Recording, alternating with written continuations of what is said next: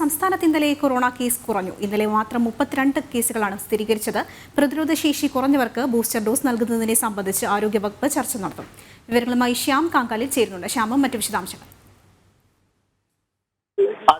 ഇന്നലെ മാത്രം 32 കേസുകൾ റിപ്പോർട്ട് ചെയ്തെങ്കിൽ കൂടിയും ഇന്നലെ മാത്രം 32 കേസുകൾ റിപ്പോർട്ട്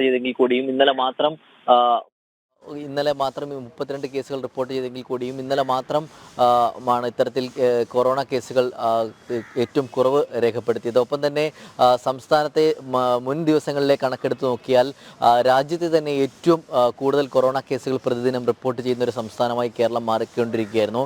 അതിനിടെയാണ് ഇന്നലെ കുറവ് കേസുകൾ, അതായത് ഒരുപക്ഷെ കോവിഡ് കേസുകൾ റിപ്പോർട്ട് ചെയ്യുന്നതിൽ ക്രിസ്മസും ഒപ്പം തന്നെ ഞായറാഴ്ചയും അടുത്തടുത്ത് വന്നതിൻ്റെ ഒരു പ്രതിഫലനം എന്ന് തന്നെ വേണം നമുക്ക് പറയാൻ.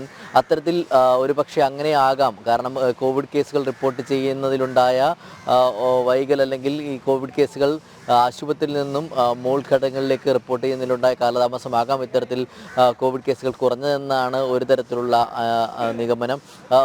പക്ഷേ എങ്ങനെ നോക്കിയാൽ കൂടിയും സംസ്ഥാനത്ത് കോവിഡ് കേസുകൾ ദിനം പ്രതി വർദ്ധിച്ചു വരുന്നൊരു സാഹചര്യമാണ് നിലവിലുള്ളത്. എന്തായാലും നിലവിലെ സാഹചര്യത്തിൽ രാജ്യത്ത് 89% കേസുകളും കേരളത്തിൽ നിന്നാണ് എന്നുള്ളതാണ് വ്യക്തമാക്കുന്നത്, കണക്കുകൾ വ്യക്തമാക്കുന്നത്. എന്തായാലും നിലവിലെ സാഹചര്യത്തിൽ കേന്ദ്ര ആരോഗ്യ മന്ത്രാലയം സംസ്ഥാനത്തിന് കത്തയച്ചിട്ടുണ്ട്.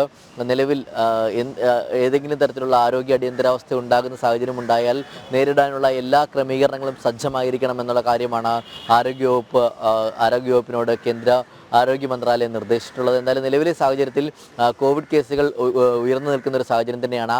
കഴിഞ്ഞ ദിവസം മാത്രം, അതായത് ഇന്നലെ 32 കേസുകൾ മാത്രമാണ് റിപ്പോർട്ട് ചെയ്തത്. നേരിയ കുറവ്, അതായത് ഇന്നലത്തെ മറ്റ് ദിവസങ്ങളിൽ കണക്ക് വെച്ച് താരതമ്യപ്പെടുത്തുമ്പോൾ നേരിയ കുറവാണ്.